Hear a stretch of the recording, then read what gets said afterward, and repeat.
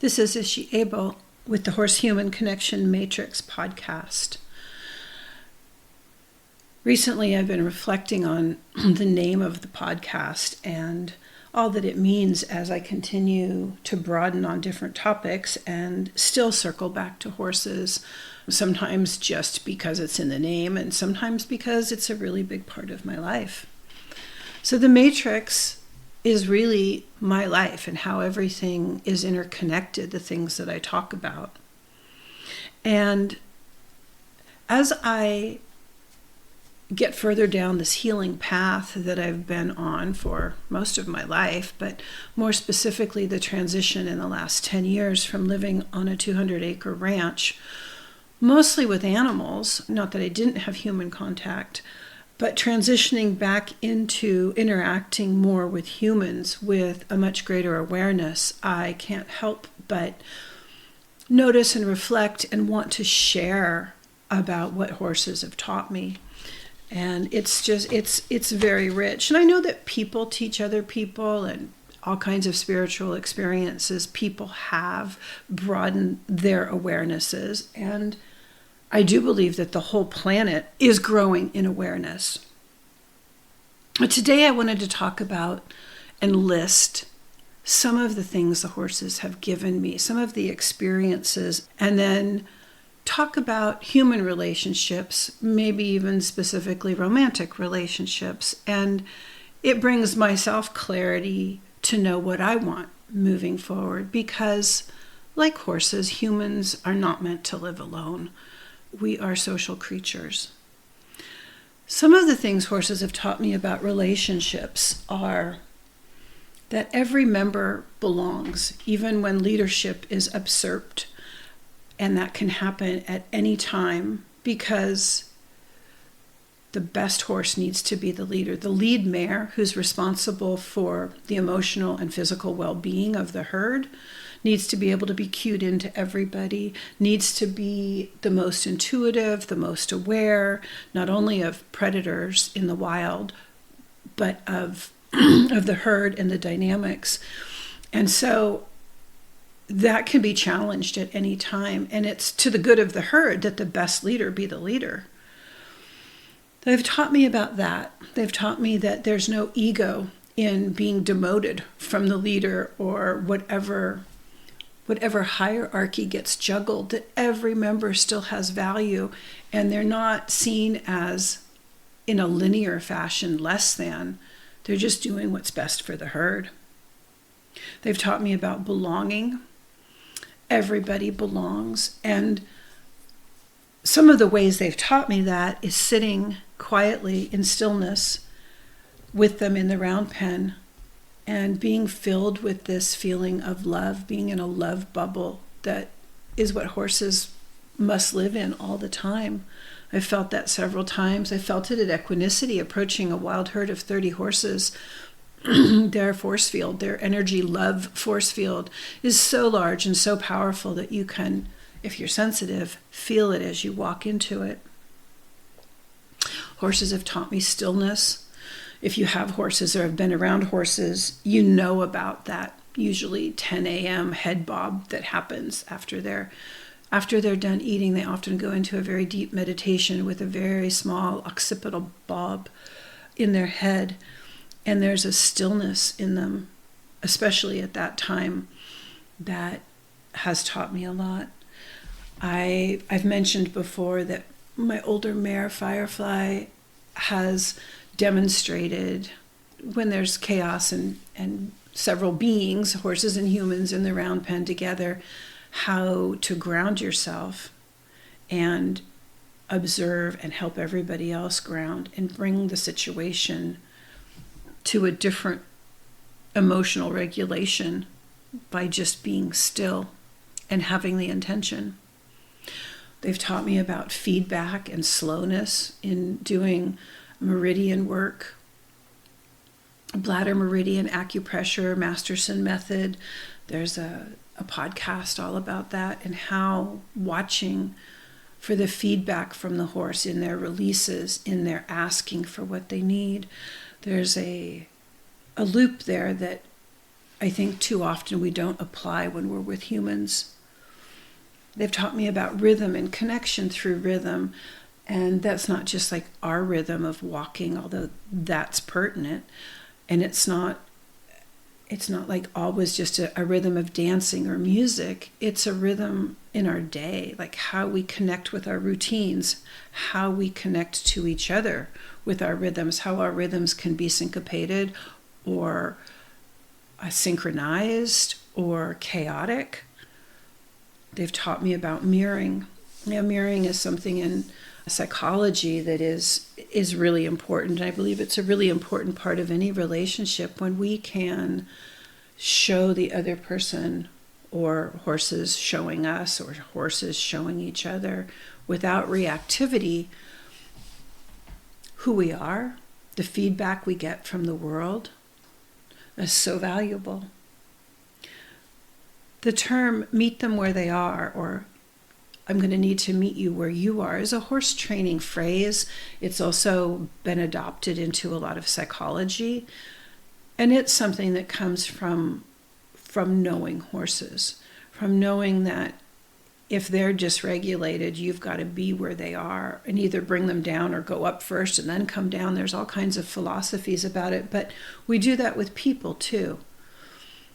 When people calm each other down, or people become unregulated because of each other together, the way that affects mirroring is something that horses teach too, as well as empathy and healing and leadership and acquiescing and retreat and advance and asking and being excited and having playfulness. All of these things are present in horseship, the relationship people have with horses. Oh, they're also things that are so relevant to human relationships. When I think about my human relationships, I actually have a list for friendships that was formulated from a friendship that had a lot of lack. And I just wrote down everything I wish it had and decided to be those things so that I could attract people into my life that could reciprocate. And there's a spiritual, emotional, physical, and mental belief systems that are really important to me in my relationships. I'm not going to end up having a close relationship with someone unless they have a spiritual tradition that is welcoming and open, and that they practice it to some degree. And I don't mean dogma, and I don't mean church. I just mean that they have a spiritual awareness and a desire for personal growth. Having someone that's aware of their emotions so they can be somewhat aware of my emotions is really important and criteria for me too.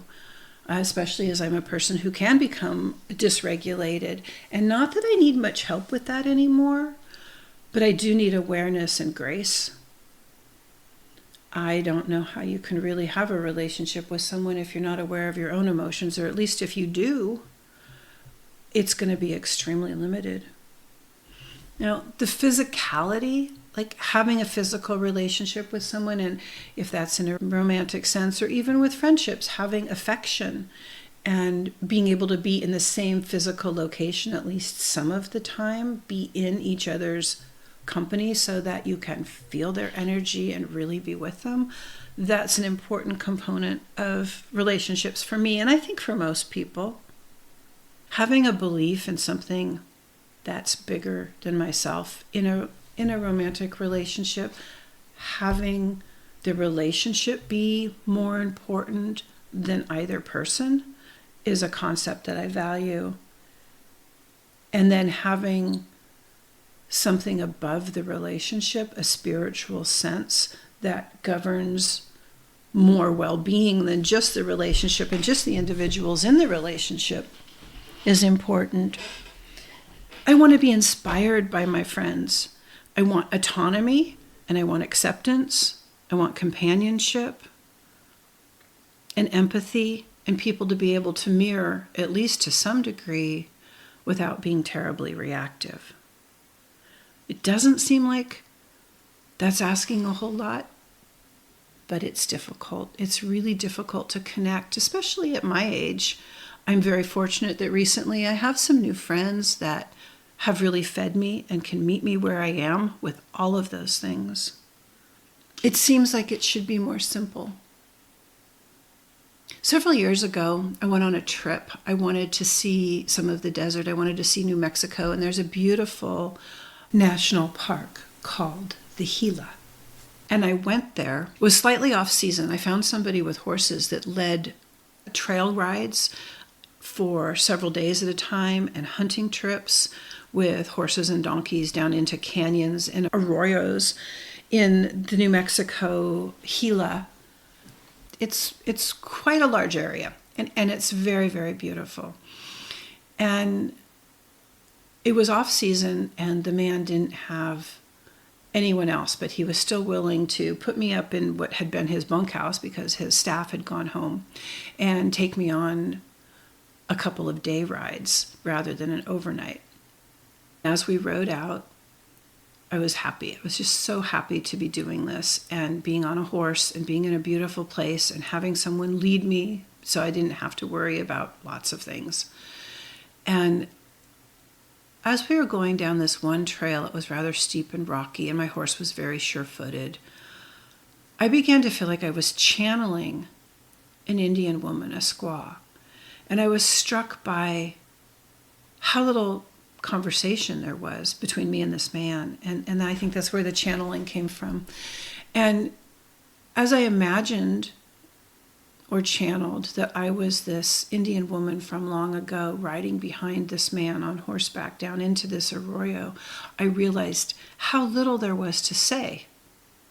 There was no need to talk about politics. There was no need to talk about the earth or how to take care of it. That was all part of the culture. There was no need to talk about what we were going to eat. There were no choices. We were going to eat what we had. There was no reason to talk about where we were going. Either we knew or we didn't. There was no reason to talk about how I felt, because it seemed like we were sharing a lot, even though I didn't know this person. There was no reason to talk about anything. And that reminded me of a silent retreat, but it also reminded me of how much garbage goes through our heads, how much our modern culture and society push us to thinking, and how absolutely unnecessary it is. I mean, it is necessary in our culture, but maybe not all of the thinking is necessary. And it opened my mind to a way of being that could be so simple and require so little to simply be present. So it seems to me that a lot of relationships end up bringing in the past and the future, and it garbles them. Do we really need to know everything about someone's past, or even anything about someone's past? I mean, yeah, it's helpful to see to predict how they might react in certain situations, and if they have some triggers from past traumas. But really, in a larger sense, we are the sum of our experiences, but that's not who we are entirely. And who we are today changes every single day. I love the adage of, whether it's your friend or your lover, when you wake up in the morning asking, like, who are you today? And I don't mean asking in a way that they're going to give you an answer. I mean asking in a rhetorical sense as you look at them. Who are you today? What changed? What's changing? I also think that being able to be truly open and honest and choosing if we want to be in that relationship every day is important. There's so many things that are really simple that if we held closer in our hearts and pushed more out of our minds, that we could simply remain present. And what would that be? Like, what would a relationship be like if you could just be present? No need to argue or talk about things that really don't matter. An acceptance of, I'll eat what's presented as long as I can, and if I can't for some reason, you hope that people know, see, or feel that. I think that horses have very little talking to do. I mean, they do talk. They'll go nose to nose and explain things to each other, but they don't have the thinking that we do. They do have a sense of past, present, and future. I know that for certain. And mostly they live in the present. They are such an example for me. And these things seem important to me. If you haven't thought about any of them before, I hope you do. If you have thought about them, I hope you hold them close and they help. If you like my podcast, please give it a review or follow or like or subscribe. And I'd love to hear from people. There's also a place to donate if you feel so moved to do so. Blessings.